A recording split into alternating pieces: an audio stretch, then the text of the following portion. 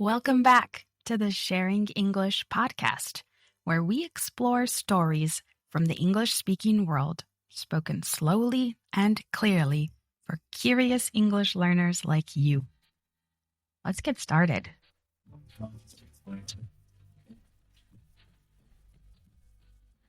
Hello, I'm your host, Freya.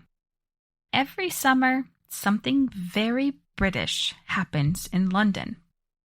Can you guess what it is? It's Wimbledon. Wimbledon is the oldest and most famous tennis tournament in the world. But Wimbledon is about more than just tennis. It's a symbol of tradition, sportsmanship, and strawberries with cream. Wimbledon starts just a few days from now, and it's one of my personal favorite tennis tournaments to catch on TV. I remember watching epic matches between Andy Roddick and Roger Federer when I was growing up. In fact, watching Wimbledon on TV was how I taught myself the rules of tennis. And if you know anything about me, I love sports. Tennis is no exception. Today, we'll learn about what makes Wimbledon special. Its history, its rules, and its role in British culture. Wimbledon started in 1877, over 145 years ago. It was first played at the All England Lawn Tennis and Croquet Club in southwest London. The first event was just for men's singles, and only 22 players competed. Now over 500,000 people attend the tournament every year, and millions more watch it on TV around the world. Wimbledon is one of the 4 Grand Slam tennis tournaments, along with the US Open, the French Open, and the Australian Open. But it's the only Grand Slam still played on grass courts, which makes the game faster and more unpredictable.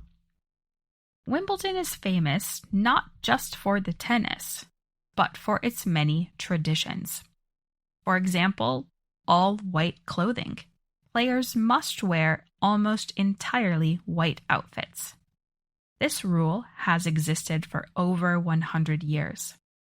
But just a couple of years ago, in 2023, the rule was amended, or changed in a small way, to allow for women to wear different colored shorts under their dresses and skirts. Another tradition is no advertising on the courts. Unlike other big sports events, Wimbledon keeps things simple and elegant. Now talk about a delicious tradition. Strawberries and cream is the classic snack for Wimbledon spectators. Every year, about 2 million strawberries are eaten during the tournament. And yet another important tradition is the royal family attendance. Members of the British royal family can often be seen in the audience. The tournament is watched from the royal box at center court. These traditions help Wimbledon feel special and connected to British history and culture. Many of the best tennis players in history have competed at Wimbledon.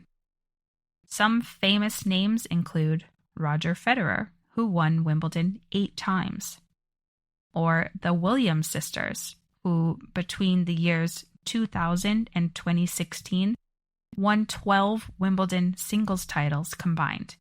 Venus won 5 titles, and Serena won 7. There's also Rafael Nadal and Novak Djokovic, who have also both had exciting matches on center court.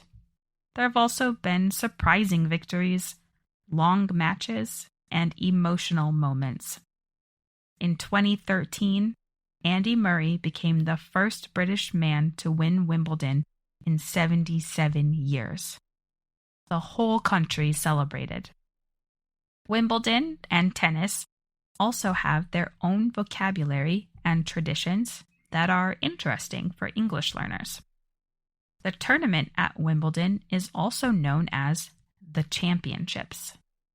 The area where players wait is called the locker room, but also known as the Players' Lounge. The famous main stadium at Wimbledon is called Center Court. And when the umpire calls the score in tennis, they say things like 15-love or deuce. Love in tennis means 0. Wimbledon represents more than just sport. It shows the British love of fair play, manners, and tradition. Even though tennis is now an international game, Wimbledon still feels very British. The green grass, the white clothes, the rain delays, and the quiet respect of the crowd, it's all part of the Wimbledon experience. And even in today's modern world, Wimbledon has stayed very traditional. No flashy lights or loud music, just tennis, strawberries, and a little bit of rain. So whether you love tennis or not, Wimbledon is worth knowing about. It's a key part of British culture, history, and identity. And it reminds us how sports can bring people together from all over the world. So I'm curious, have you ever watched Wimbledon or another big sports event in English? What do you notice about the language or the experience? And most importantly, who are you rooting for to win this year's championships? Let me know. Thank you for listening to the Sharing English podcast. If you enjoyed this episode, I'd love it if you'd subscribe, leave a rating or review, and share the podcast with a friend who's also learning English. You can find out more about me and the podcast at our website, www.sharing-english.com. New episodes of the Sharing English podcast are available weekly wherever you listen to podcasts. As always, let me know, what topics are you interested in hearing more about? Until next time, keep listening, keep learning, and keep sharing English.